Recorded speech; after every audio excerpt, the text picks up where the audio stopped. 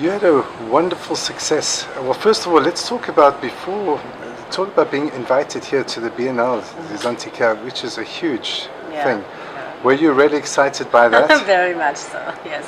More, Very, very much so. Because I've been waiting this moment for 6 years. And, the previous Asian artist was Wallace Chen. So he was one and only to participate Biennale, which I think this is one of the most highest recognition in as a jury artist in such a platform with antique art and jewelry. So I've been hoping and waiting this moment for 6 years. Yes. do you think it's a more important moment than being in the Smithsonian, or? It's different perspective of to me the recognition is different because Smithsonian would be something more institution, and this is something that could be open a door to be able to allow more collectors. They are coming to study my work, expose our brand, and expose my work as well. Do you think you were invited because they recognize that your work will have a value in 100 years' time, 200 years' time? I do hope so. Maybe you should ask them the question. In terms of your background, I saw you very inspired, by your grandfather, and then your father as a sculptor, and even your mother encouraging you. Right. Do you think those are the key success factors, or did they really encourage you because you've always been drawing, or what do you need to get to where you are at such a young age? What's the secret? I have no secret, but definitely I think my background really makes me who am I today. Because my grandfather, he was an architect, as you know, and a lot of his work now classified as a national monument.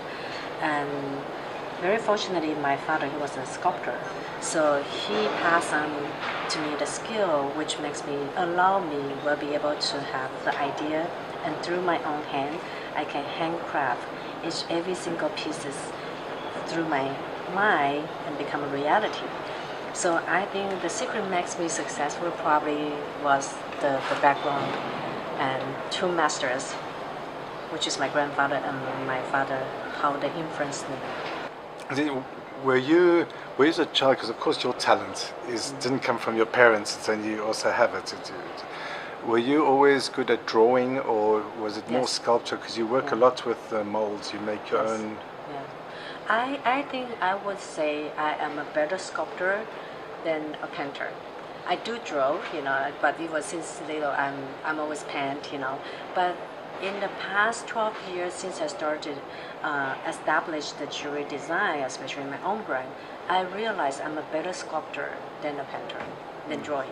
Yeah. It's incredible. And I think it must be really difficult for you at the beginning to get those kind of valuable stones to work with and find people to have the confidence to lend you the stones. I imagine they do, and I hope you don't damage it. We had a very difficult time, especially when it started the first 3 years, when it back to 2000 to 2007. That's why one of my most, the first successful collection was auctioned by Christie in New York back to 2007.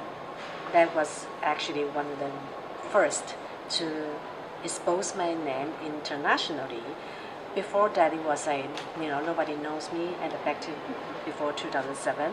And you were an individual designer, and you just have to, you had to use every single resource allow you to create what you wanted to do. Nowadays, it's different because through the name, more recognizable, and people that will come into you, they will provide you, more resource, allow you to use it. But still, you had to cherish every single opportunity you have earned. Many jewelers like yourself are really inspired by butterflies, but you're the only one I've heard saying you were inspired by Damien Hirst. What's the connection? No, Damien Hirst, I especially like his butterfly collection because he has a huge painting. And I remember I went to Ted Modern, and I was so impressed by the way that he could put I think there are hundreds of thousands of butterfly into one picture. So butterfly is also one of my signature collection, which is a metamorphosis of myself as a creator, a brand founder, and a person. So, yeah, I like butterfly. And One thing I think which is also amazing, you seem to be, for me, perhaps the first independent jeweler to be very involved in philanthropy. And I saw your butterfly that you did with Jessica, Yes. Sarah Jessica Parker. Yeah. Did she bring you that project, and was that your first philanthropic project? Or tell me about your philanthropy and tell me how it worked with So it's just Sarah. Yeah. She's been a dear friend to me, you know, and she's also a self-made person. So back to a few years ago, we started to have this friendship, and I wasn't at this stage, you know. So she's been very keen, very kind. And one time I remember we were having dinner, and she looked at me like, you know, Cindy, we had to do something together. And I'm like, I'm not a fashion designer, you know, and I don't design. Although I love fashion, she said, no, we had to do something. She said, what about a jewelry design piece? And I said, you, you know, certainly I'm not going to design fashion. She said, why not? And I said, okay, let me think. So I tried to find a connection. So I started to talk to her, you know, what's meaningful to you. So, you know, she went to ballet school for a long time, and she loves ballet. She's also the chairman of New York City Ballet.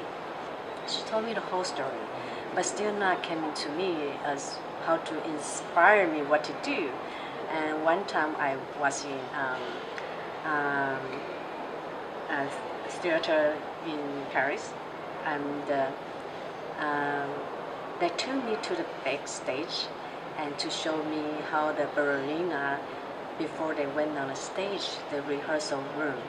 And I was so impressed because in 19th century, the architect, when he built a theater, he believed the greatest ballerina should be as light as butterfly. So when I entered the rehearsal room, it was so engraved, everywhere engraved by butterflies.